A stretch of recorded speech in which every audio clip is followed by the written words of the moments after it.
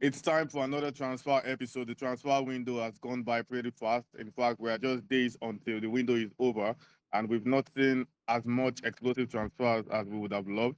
But still, we've got some exciting ones to discuss as well.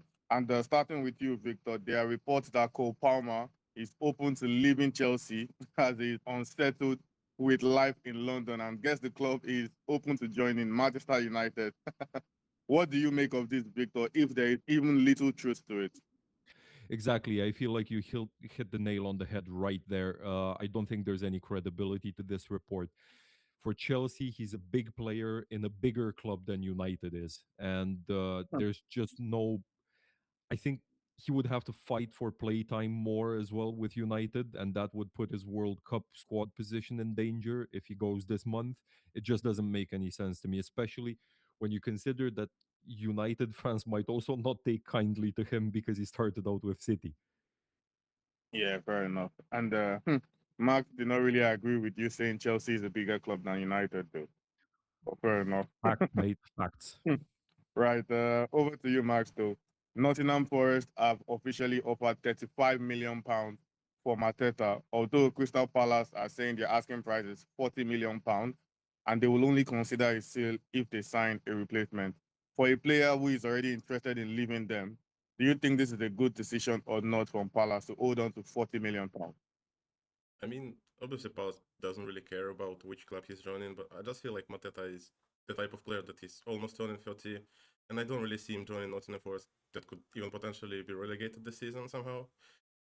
I mean, if United are interested in him, I just don't see him signing for Nottingham Forest. So basically, for the club, obviously, he's willing to leave and he'll probably perform worse at some points of the season because he has no motivation at the club anymore. So I feel like if the player decides, he's obviously not joining Nottingham Forest, but if there's no other choice, okay, leave it be. Mhm. Fair. And Victor still on Crystal Palace, but this time involving Liverpool. Liverpool are reportedly closing in, according to reports, on a move for Crystal Palace midfielder Adam Wharton. The player is open to signing a 5-year deal with the Reds. But the question, Victor, is does he improve slot options in any way? It's an interesting one, this one, but I think it's hard to see it happening, regardless if it's this month or in the summer. Liverpool are decently stocked in the middle of the park. Gravenberch has been great. They still have Endo as cover for the number six position. You could say, okay, bring in Wharton, free up Alexis McAllister to play further up the pitch. But where further up? There's Soboslai and Wirtz up there. Curtis Jones is also a factor for both positions, actually. I feel like Wharton is a decent player, maybe not as good as the media are making him out to be, but yeah, that's English young players for you. Liverpool would just be much better off spending money on other positions, obviously center back. Hmm. Yeah, fair point. And back to you, Mark. Manchester City are reportedly monitoring the situation of Trent Alexander-Arnold, with the ex-Liverpool man said to be unhappy with life at Real Madrid. You know, the grass is not always greener on the other side, right? But the question here, Max, is would you imagine Trent at City?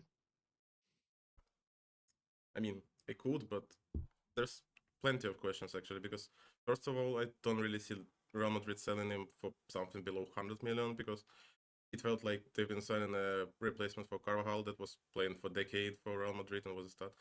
And it also feels like even if he has an offer from Man City, it feels like he would rather go to Liverpool firstly and obviously, but I just feel like Liverpool is unwilling to sign him again, especially after the reasoning behind his leaving.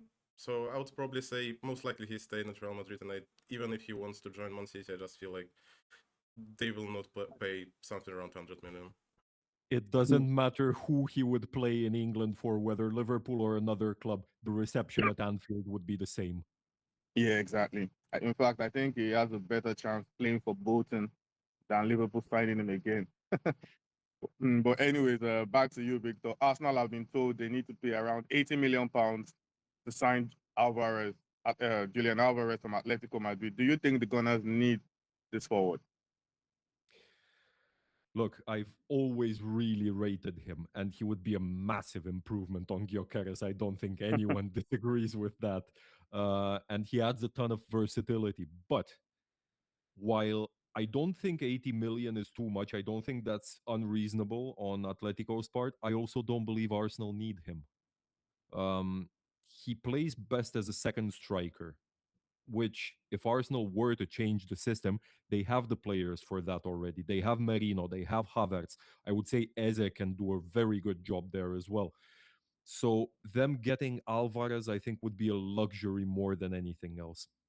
Yeah, fair enough. But I mean, 80 million pounds. It will be interesting to see if Arsenal bring out that kind of money. But yeah, the transfer window for the winter season is still in play. We've still got about almost a week until it is officially over, and before then, we'll be sure to bring all the latest developments and transfers as they happen.